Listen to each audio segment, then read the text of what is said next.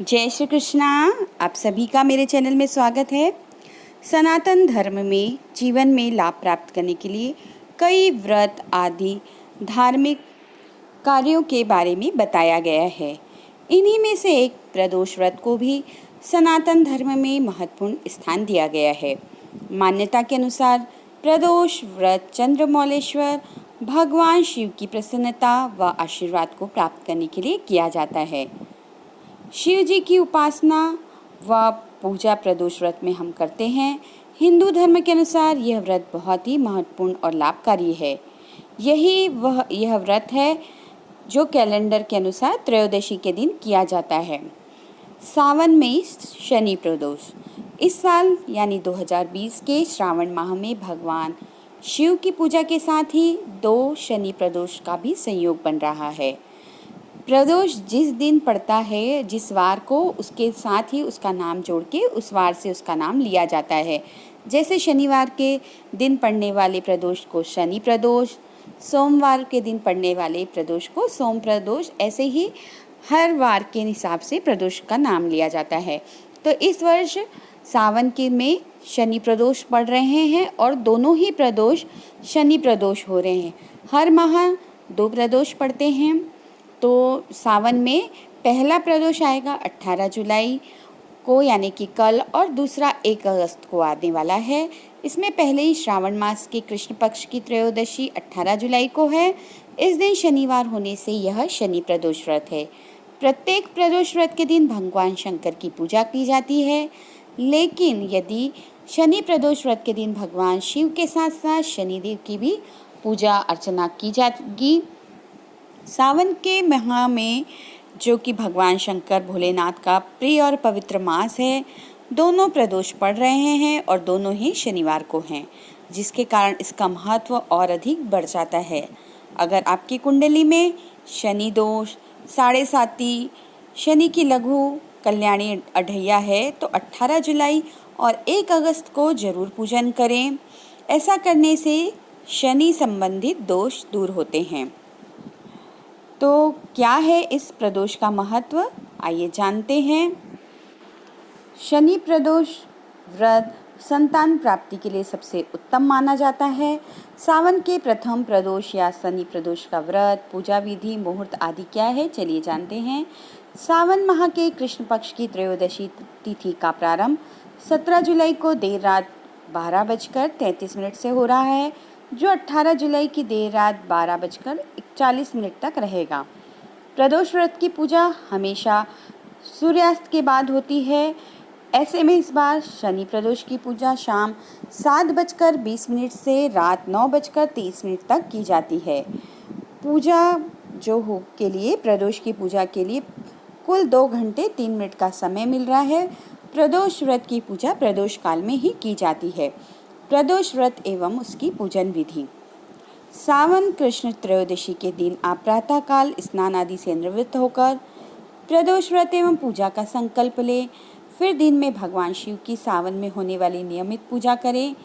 दिन भर फलाहार करते हुए व्रत के नियमों का पालन करें। इसके बाद शाम को बताए गए मुहूर्त में पूजन की तैयारी कर लें। स्नान आदि से शाम को, क्योंकि इसमें फिर से स्नान करना होता है, निवृत्त होकर मुहूर्त के समय भगवान शिव और माता पार्वती की पूजा करें। आप इस दिन भोलेनाथ की पूजा में श्वेत वस्त्र धारण करना अच्छा माना जाता है, तो आप सफ़ेद वस्त्र धारण कर सकते हैं। भगवान शिव का पहले जलाभिषेक करें, फिर बेलपत्र, सफ़ेद चंदन, अक्षत, धतूरा, भांग, मदार, गाय का दूध, शक्कर, धूप, दीप, फल फूल आदि अर्पित करें। अब माता पार्वती की पूजा करें, उनको सुहाग की सामग्री चढ़ाएं। इसके बाद शिव चालीसा का पाठ कर लें तथा प्रदोष व्रत की कथा सुने। पूजा के अंत में भोलेनाथ और माता पार्वती की आरती करें। इसके पश्चात प्रसाद परिजनों में वितरित कर दें। अर्पित की गई वस्तुएं किसी ब्राह्मण को दान देने के लिए रख दें। प्रसाद स्वयं भी ग्रहण करें और रात में भोजन कर व्रत को पूर्ण करें। अब चूँकि यह शनि प्रदोष है, तो इस दिन आपको शनि भगवान की भी पूजा करनी चाहिए। पीपल में जल चढ़ाएं, शनि चालीसा का पाठ करें, शनि के मंत्रों का जाप करें। शनि का दान करें तो आप इस दिन शनि के जो आपके राशि में दशा चल रही है उससे भी आपको राहत मिलेगी। भगवान शनि का आपको आशीर्वाद मिलेगा, साथ ही भगवान शिव शंकर का भी आशीर्वाद आपको प्राप्त होगा। अब चलिए सुनते हैं शनि प्रदोष की व्रत कथा। स्कंद पुराण के अनुसार प्राचीन काल में एक विधवा ब्राह्मणी अपने पुत्र को लेकर भिक्षा लेने जाती और संध्या को लौटती थी। एक दिन जब वह भिक्षा लेकर लौट रही थी तो उसे नदी किनारे एक सुंदर बालक दिखाई दिया जो विदर्भ देश का राजकुमार धर्मगुप्त था। शत्रुओं ने उसके पिता को मारकर उसका राज्य हड़प लिया था। उसकी माता की भी मृत्यु भी अकाल हुई थी। ब्राह्मणी ने उस बालक को अपना लिया और उसका पालन पोषण किया। कुछ समय पश्चात ब्राह्मणी दोनों बालकों के साथ देवयोग से देव मंदिर गई। वहां उनकी भेंट ऋषि शांडिल्य से हुई। ऋषि शांडिल्य ने ब्राह्मणी को बताया कि जो बालक उन्हें मिला है वह विदर्भ देश के राजा का पुत्र है जो युद्ध में मारे गए थे और उनकी माता को ग्रह ने अपना भोजन बना लिया था। ऋषि शांडिल्य ने ब्राह्मणी को प्रदोष व्रत करने की सलाह दी। ऋषि आज्ञा से दोनों बालकों ने भी प्रदोष व्रत करना प्रारंभ किया। एक दिन दोनों बालक वन में घूम रहे थे, तभी उन्हें कुछ गंधर्व कन्याएं नजर आई। ब्राह्मण बालक तो घर लौट आया, किंतु राजकुमार धर्मगुप्त अंशुमति नाम की गंधर्व कन्या से बात करने लगे। गंधर्व कन्या और राजकुमार एक दूसरे पर मोहित हो गए। कन्या ने विवाह करने के लिए राजकुमार को अपने पिता से मिलवाने के लिए बुलाया। दूसरे दिन जब वह दोबारा गंधर्व कन्या से मिलने आया तो गंधर्व कन्या के पिता ने बताया कि वह विदर्भ देश का राजकुमार है।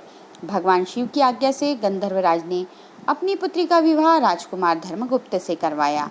इसके बाद राजकुमार धर्मगुप्त ने गंधर्व सेना की सहायता से विदर्भ देश पर पुनः आधिपत्य प्राप्त किया।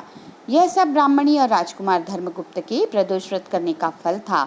स्कंद पुराण के अनुसार जो भक्त प्रदोष व्रत के दिन शिव पूजा के साथ एकाग्र होकर प्रदोष व्रत कथा सुनता या पढ़ता है उसे 100 जन्मों तक कभी दरिद्रता नहीं होती है।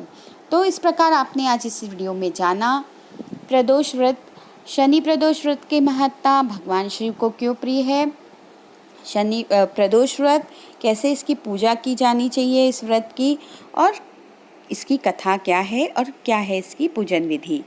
तो ये वीडियो आपको यदि अच्छा लगे तो प्लीज़ लाइक करें, फ्रेंड्स और फैमिली में शेयर करें। चैनल पर यदि आप नए हैं तो प्लीज़ चैनल को सब्सक्राइब करें। मिलेंगे नेक्स्ट वीडियो में, तब तक के लिए जय श्री कृष्णा, राधे राधे।